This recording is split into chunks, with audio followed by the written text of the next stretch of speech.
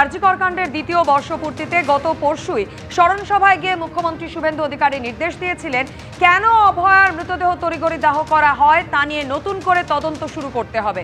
আর মুখ্যমন্ত্রী সেই নির্দেশের পর এবার নতুন এফআইআর দায়ের হলো। অভয়ার বাবার অভিযোগের প্রেক্ষিতে নির্মল ঘোষ সহ 3 জনের বিরুদ্ধে নতুন এফআইআর দায়ের। পানিহাটির প্রাক্তন তৃণমূল বিধায়ক নির্মল ঘোষের বিরুদ্ধে যেমন এফআইআর দায়ের হয়েছে, পাশাপাশি পানিহাটির প্রাক্তন পুরপ্রধান সোমনাথ দে এবং প্রাক্তন কাউন্সিলর সঞ্জীব মুখোপাধ্যায়ের বিরুদ্ধেও মামলা দায়ের হয়েছে। তথ্য প্রমাণ লোপাট, অপরাধমূলক ষড়যন্ত্র সহ একাধিক ধারায় এই 3 জনের বিরুদ্ধে মামলা দায়ের করে নতুন এফআইআর।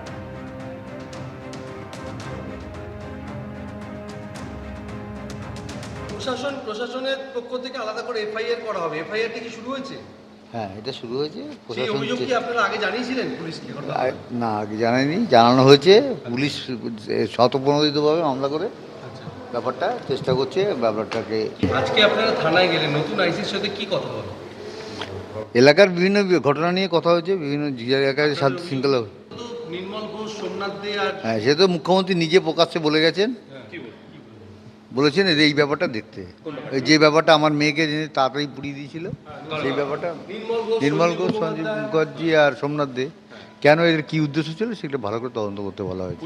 নতুন করে 3 জনের বিরুদ্ধে এফআইআর করে তদন্ত শুরু হয়েছে। এই 3 জনের মধ্যে একজন প্রাক্তন কাউন্সিলর সঞ্জীব মুখোপাধ্যায়। তার কি প্রতিক্রিয়া শুনুন। আমার যেটুকু সহযোগিতা করা ছিল, পাশে ছিল, আমি করেছি। আমি রিপোর্টটা দিয়েছি। খড়দা থানা আলাদা করে তদন্ত করবেই প্রথম, কি বলবেন? করুন না, আমার দিক থেকে আমি পরিষ্কার। যতবার যেখানে যত তদন্ত হোক, যখনই ডাকবে, আমি একটু দূরে থাকি, কর্মক্ষেত্রে বাইরে আছি, আমাকে 1-2 দিন সময় দিলে আমি পৌঁছে যাবো সেখানে। এর আগেও যেমন কোঅপারেশন করেছি সব তদন্তকারী সংস্থাতে, এখানেও করব। মুখ্যমন্ত্রী শুভেন্দু অধিকারীর নির্দেশের পর নতুন করে এফআইআর দায়ের হয়েছে, যেখানে প্রাক্তন কাউন্সিলর সঞ্জীব মুখোপাধ্যায়ের পাশাপাশি নাম রয়েছে প্রাক্তন তৃণমূল বিধায়ক নির্মল ঘোষেরও। তার সঙ্গে এই বিষয়ে যোগাযোগ করা হলে নির্মল ঘোষের ফোন নট রিচেবল ছিল। অন্যদিকে অপর যে জনের নাম ছিল প্রাক্তন পুরপ্রধান সোমনাথ দে, তার ফোনও সুইচড অফ।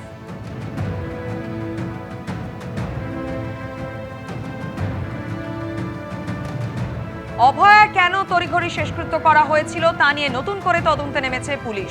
ইতিমধ্যেই পানিহাটির শ্মশানের এক কর্মীকে জিজ্ঞাসাবাদ করেছেন তদন্তকারী আধিকারিকরা। মুখ্যমন্ত্রীর নির্দেশ পাওয়ার পর ইতিমধ্যেই তদন্ত শুরু করেছে খড়দা থানার পুলিশ।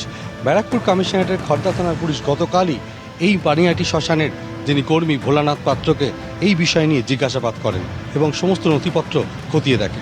সেদিন রাতে কারা টাকা পেমেন্ট করেছিল? টাকা তো পেমেন্ট হয় না, তো ফ্রিতে পাওয়ানো হয়েছিল। সোমনাথ দে ওটা ফ্রি, পাড়ার মেয়ে যেহেতু একটা প্যাথেটিক দুর্ঘটনা ঘটেছিল, ফ্রি, এই জন্য কাউন্সিলর ফ্রি করতে পারে। তারপরে তাড়াতাড়ি করে লাইন এগিয়ে দেওয়ার একটা ব্যাপার ছিল কি? কিন্তু 2টো বডি ছিল, তাদের তো তার আগে তো পুলিশ এখানে ছিলই সব। তো 3টে বডি, একটা পুড়ছিল আর 2টো ছিল ওয়েটিংয়ে। তা কনভিন্স করা হয়েছিল তাদের বডিকে যে এটাকে আগে করার জন্য। কেন অভয়ার মৃতদেহ তড়িঘড়ি দাহ করা হয়েছিল তা নিয়ে নতুন করে তদন্তের নির্দেশ দেন মুখ্যমন্ত্রী। আর মুখ্যমন্ত্রীর নির্দেশের পর নতুন করে এফআইআর হয় অভয়ার বাবার অভিযোগের ভিত্তিতে। সেই অভিযোগের প্রেক্ষিতে নির্মল ঘোষ সহ 3 জনের বিরুদ্ধে এফআইআর করা হয়। পানিহাটির প্রাক্তন তৃণমূল বিধায়ক নির্মল ঘোষের বিরুদ্ধে এফআইআর হয়েছে, পাশাপাশি পানিহাটির প্রাক্তন পুরপ্রধান সোমনাথ দে এবং প্রাক্তন কাউন্সিলর সঞ্জীব মুখোপাধ্যায়ের বিরুদ্ধেও অভিযোগ দায়ের হয়েছে। তথ্য প্রমাণ লোপাট, অপরাধমূলক ষড়যন্ত্র সহ একাধিক ধারায় এই 3 জনের বিরুদ্ধে মামলা হয়েছে।